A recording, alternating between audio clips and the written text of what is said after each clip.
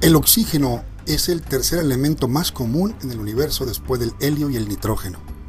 El oxígeno libre es una molécula sumamente reactiva que al unirse con otros forma óxidos. Tenemos también el oxígeno como formador de gran parte de la corteza terrestre, en una forma más estable, pero también tenemos ese oxígeno que reacciona en todos los seres vivos en aproximadamente 21% del aire que respiramos en nuestra atmósfera. Todos estamos familiarizados con la oxidación de las verduras, de las frutas, de nuestro mundo alrededor, cómo las cosas cambian, envejecen. Literalmente nosotros también así lo hacemos. Vemos que los aceros se cubren de un polvo café, que no es otra cosa más que un óxido que ya ha interaccionado con este metal. De tal manera que nosotros vivimos pues en un mar de oxígeno que es muy agresivo y que por el cual nosotros hemos desarrollado también defensas o adaptaciones. La célula de los organismos vivos relacionados con la respiración se dice que son dependientes del oxígeno porque tienen un metabolismo que es aeróbico o basado en la consumición de oxígeno para eliminar gran parte de los desechos tóxicos que se generan al producir energía en la mitocondria. Es en la mitocondria donde se genera la energía y donde el oxígeno juega un papel importantísimo en la limpieza de la chatarra metabólica que ahí se genera. Estos son los organelos a los que me refiero y que están dentro de la membrana, el citoplasma, dentro de la célula, y es comparativamente como si fuesen los motores que producen energía a base de combustible. El combustible es la glucosa. Y hacemos un viaje virtual, pasamos por el núcleo de la célula y llegamos a la mitocondria, que se encuentra como un motor encendido, vibrando, produciendo energía, produciendo moléculas de alta energía que el cuerpo va a utilizar después para formar nuevos compuestos, por ejemplo proteínas, enzimas, etc. Todo inicia en la mitocondria. La mitocondria es, como decía hace rato, la planta que genera las moléculas cargadas de energía que el cuerpo necesita para producir el fenómeno de la vida.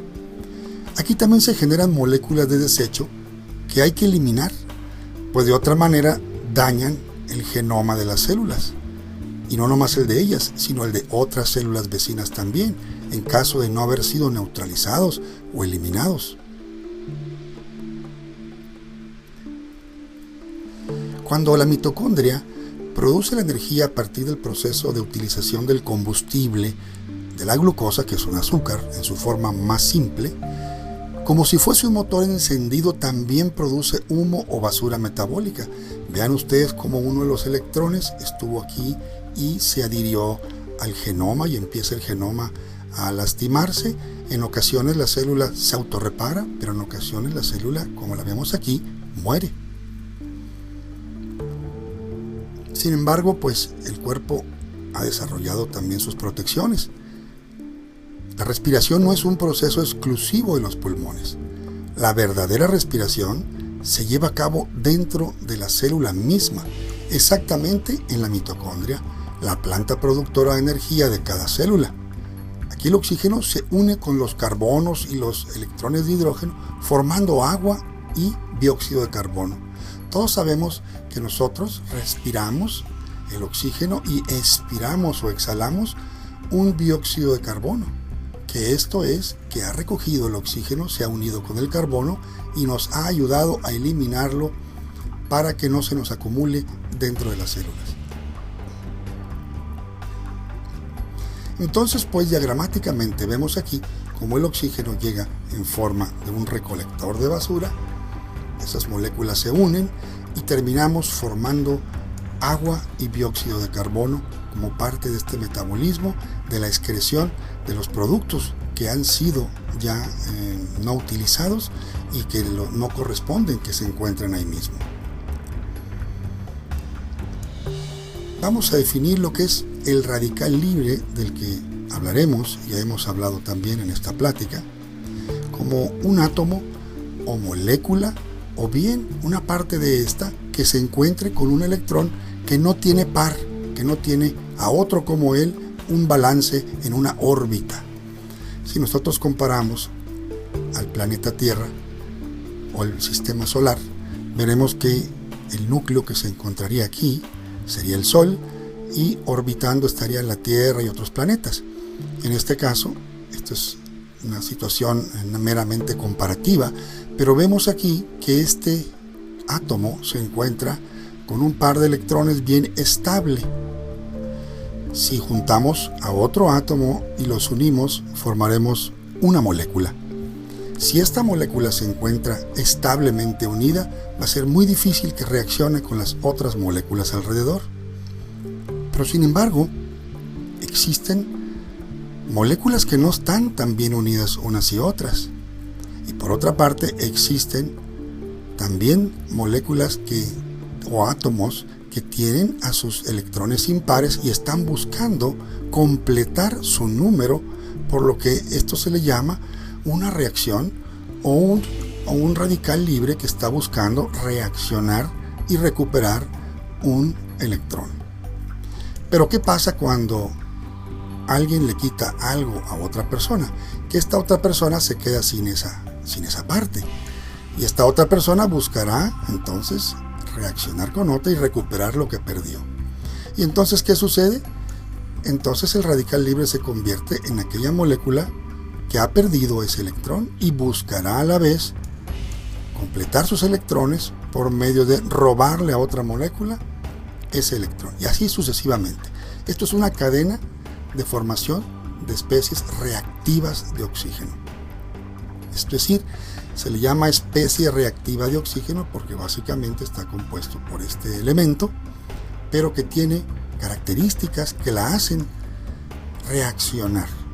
Son moléculas agresivas que buscan reaccionar con las membranas, con el genoma, y esta reacción produce un daño.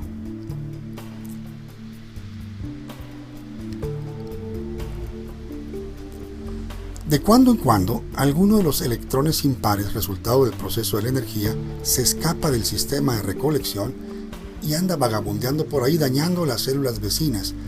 Estos son, como decíamos hace un momento, los radicales libres, y gustan mucho de lastimar las membranas donde se encuentra el genoma o el mismo genoma también.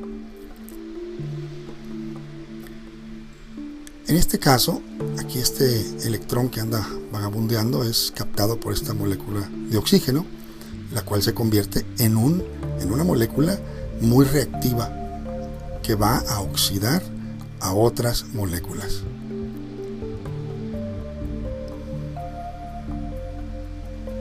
Si pensamos que una persona de aproximadamente 70 kilogramos se compone de 60 trillones de células, y estas a su vez tienen un cálculo aproximado de 7 billones de billones de billones de átomos, pues nos daremos una idea del universo tan agresivo e interactivo del cual somos nosotros parte. El daño al genoma, ya sea por una agresión ambiental, y hablamos de agresión ambiental, por ejemplo, la radiación, por ejemplo, el fumar, además el respirar humos de la combustión de los motores, y además de los procesos normales metabólicos, ocurren en una cantidad estimada de 1000 a 1 millón de lesiones moleculares por célula por día, mientras que esto apenas constituye solamente una pequeña parte del genoma humano, que se compone de aproximadamente 6 billones de bases. Las lesiones que no pueden ser reparadas en genes muy importantes, como por ejemplo aquellos genes que tienen la capacidad de inhibir los tumores, si están lastimados no pueden hacer su papel.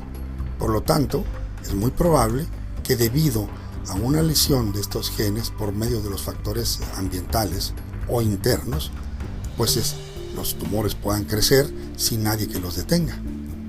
De ahí que viene una relación entre el cáncer y estos radicales libres.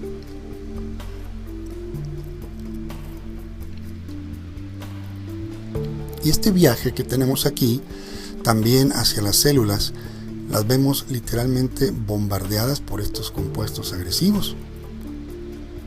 Esto representa los millones y millones de agresiones que en un segundo nosotros tenemos. Imaginemos nosotros que debemos de tener un sistema o un ejército bien apertrechado de municiones para combatirlos. Para evitar en lo posible que un radical libre dañe las células vecinas y asimismo, en esta célula donde fue producido se tienen sistemas de defensas llamados las enzimas que actúan desde dentro de la célula y moderan la anulación de estos compuestos tóxicos. Por ejemplo, aquí estamos viendo una molécula agresiva al genoma, donde lo lastima, pero si no ha sido mucho el daño, el cuerpo lo puede reparar. Tiene enzimas de reparación. Sin embargo, si es muy fuerte la agresión, no podremos entonces repararlo.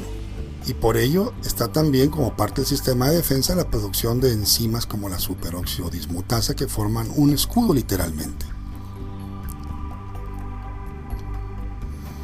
Entonces las enzimas que se producen en la mitocondria son, entre otras, la superoxidismutasa, la catalasa y el glutatión. Estas enzimas son expresadas por los genes o programaciones genéticas y son disminuidas conforme envejecemos.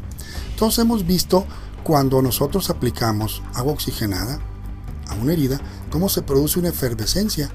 Pues esa efervescencia es porque las catalasas destruyen el agua oxigenada, que es precisamente una especie reactiva de oxígeno muy agresivo, pero que también nuestro cuerpo, como veremos más adelante, lo usa para destruir bacterias. El estrés oxidativo no es otra cosa que un balance. Es el estrés oxidativo la diferencia que existe entre la producción de radicales libres y los sistemas de defensa que lo anulan. Cuanto más radicales libres se encuentran por arriba de nuestra capacidad de control, pues entendemos un estrés oxidativo alto. La inflamación ciertamente está muy ligada a la producción de radicales libres, pero no es la inflamación lo que el consenso del público tiene, que ver una mano hinchada o ver una cabeza hinchada después de un golpe. Eso es solo una de las muchas caras de la inflamación, pero la inflamación comienza a nivel celular y es una cadena de eventos que inicialmente son destinados a reparar de un daño que se ha hecho, un golpe, una enfermedad, pero cuando esto se prolonga por un tiempo muy largo o hay una excesiva producción de un mecanismo de reparación, esta inflamación nos lleva a la producción de mensajeros químicos que provocan cambios en las células que los rodean. Uno de los cambios es el llamado de células de reparación como respuesta a un daño. Es decir, las células llaman a otras células que son los reparadores, sea por haber sido lesionado esa célula en forma de una radiación ionizante o en forma de una persona que está fumando todo el tiempo, y entonces se generan cambios constantes de inflamación. Pero estas células que reparan emiten más llamados y más células acuden, y estas en conjunto producen un alto índice de radicales libres, que normalmente sería de ayuda, pero si se prolonga existe un daño al genoma o a las demás células. Por lo tanto, el estrés oxidativo y la inflamación van de la mano. El estrés oxidativo está íntimamente relacionado con un estado inflamatorio y con algunas enfermedades que tiene como denominador común no solo un alto grado de producción de radicales libres, sino también un sistema deficiente para que su modulación o una baja producción enzimática que podría defenderlos.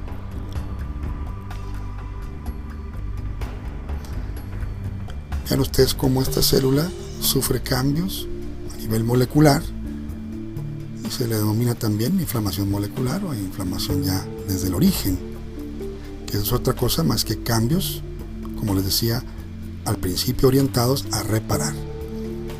La inflamación no siempre es aparente, no duele o se manifiesta en muchas ocasiones, y me refiero a la inflamación crónica, nadie se da cuenta de que sus vasos sanguíneos están siendo taponeados, o están siendo llenados de colesterol y se calcifican. Eso no se va sintiendo. Se siente cuando llega el infarto, cuando llega la secuela. Por lo tanto, en los vasos sanguíneos, por ejemplo, al cambiar las cargas eléctricas de la pared interna o del endotelio, permiten que la alteración de ciertas grasas que ya se oxidaron, que reaccionaron con el oxígeno, se vayan gradualmente depositando en la pared y ésta se va disminuyendo en su luz. Y está muy reconocido actualmente ese papel de la inflamación crónica silenciosa, precisamente porque no produce, como muchas veces la hipertensión, ningún signo, ningún síntoma. Pero que sin embargo es un hecho probado que la participación de radicales libres es clave en la formación de ateromas, en la formación de lesiones en la pared endotelial. Y aquí hacemos también otro viaje al interior de un vaso, donde podemos ver que poco a poco ese colesterol en forma de placa logra obstruir, y aquí los glóbulos rojos pues se encuentran totalmente bloqueados. Ya no puede haber circulación. La inflamación crónica también está relacionada con la destrucción del cartílago, como en el caso de la artritis reumatoidea, donde existe un alto estrés oxidativo. La artritis reumatoidea, cuyo problema básicamente es un sistema inmunológico averiado, que no reconoce el tejido propio, que lo ataca.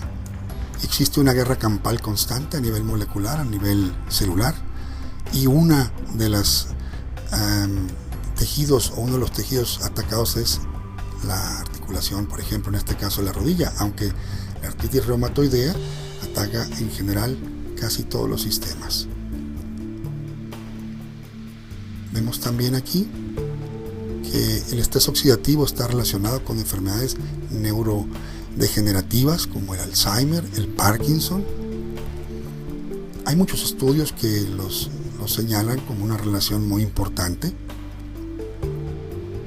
También es importante que a veces ciertas hormonas que se liberan son a la vez también productoras de los radicales libres que van a lastimar precisamente a los tejidos nerviosos, los tejidos cerebrales. Y haremos también otro pequeño viaje a ver unas neuronas, las cuales son de alguna manera también lastimadas por los radicales libres.